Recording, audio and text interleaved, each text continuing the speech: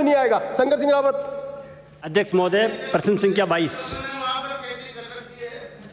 अंकित नहीं होगा, अंकित नहीं होगा। You can't dictate. खंड 1। जी हाँ, विधानसभा क्षेत्र ब्यावर अजमेर के राजकीय उच्च माध्यमिक विद्यालय किशनपुरा के प्रधानाचार्य पद पर कार्यरत श्री शिव कुमार दुबे के विरुद्ध विभाग को शिकायत दिनांक 10/6/2020 को प्राप्त हुई। प्राप्त शिकायत की जांच करने हेतु मुख्य ब्लॉक शिक्षा अधिकारी जवाजा अजमेर के पत्र दिनांक 11/6/2020 द्वारा प्रधानाचार्य राजकीय उच्च माध्यमिक विद्यालय टाटगढ़ जवाजा अजमेर को जांच अधिकारी नियुक्त किया गया। निदेशालय माध्यमिक शिक्षा राजस्थान बीकानेर ने दिनांक 3/7/2020 द्वारा श्री शिव कुमार दुबे को निलंबित किया गया।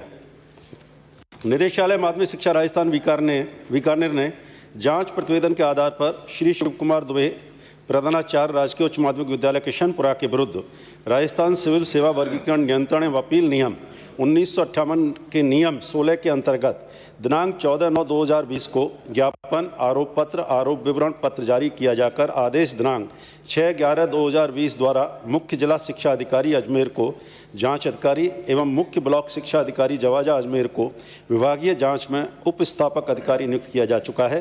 प्रकरण में विभागीय जांच प्रतिवेदन प्राप्त होने पर गुणावगुण के आधार पर श्री शिव कुमार दुबे के विरुद्ध अनुशासनात्मक कार्रवाई की जा सकेगी। खंड 2।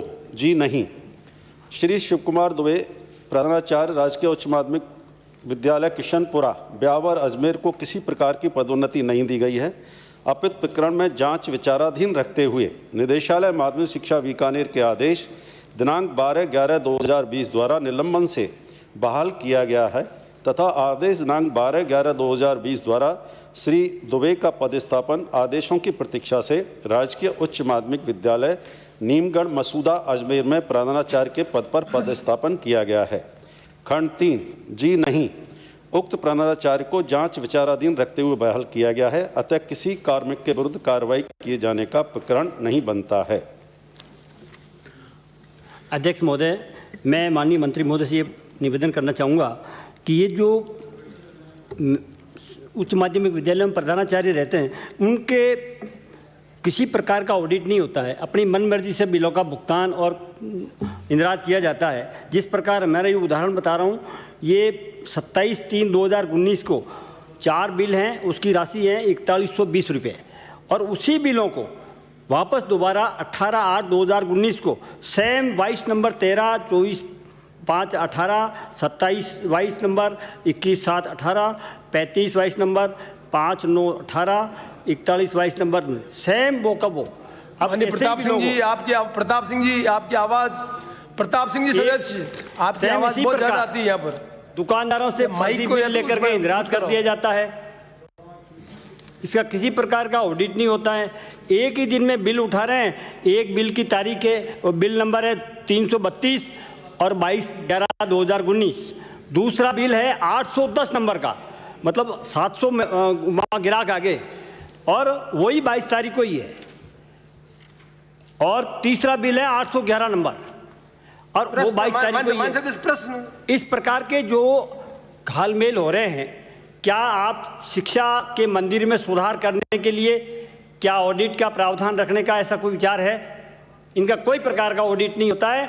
कहाँ कितना पैसा आया और कहाँ गया, किसी प्रकार का कोई इसमें है नहीं। मेरा एक निवेदन है। प्रश्न आप निवेदन नहीं, प्रश्न ही नहीं, प्रश्न पूछो ना आप जांच पूरी होने तक क्या उसको जिले में बाहर रखेंगे? ये हमारे निवेदन है, क्योंकि 16 की जांच चल रही है, उसमें वो प्रभावित कर रहे हैं। क्या उससे बात करेंगे? और क्या ऐसे लोगों को जो जानकारी में आया कि जिला शिक्षा अधिकारी के पद पर आप नियुक्ति देने जा रहे हैं, ये भी जानकारी में, उसको भी आप क्लियर करें। माननीय अध्यक्ष महोदय, मैं माननीय सदस्य को आपके माध्यम से बताना चाहूँगा। पहली बात तो ये कि उसको जिला शिक्षा अधिकारी के पद पर नियुक्ति देने जा रहे हैं, ये गलत है। ऐसा कोई प्रस्ताव विचाराधीन नहीं है।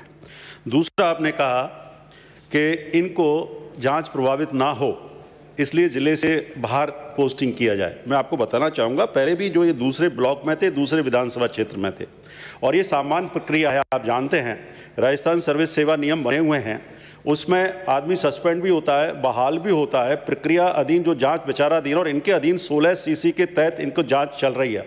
और मैं आपको बताना चाहूँगा आपके माध्यम से सदन को, इनके खिलाफ 2 तो पी कराई गई। पहली पी जो है जिला शिक्षा अधिकारी के द्वारा की गई, फिर सेक्रेटरी को एक ज्ञापन दिया गया, उन्होंने इंक्वायरी कराई।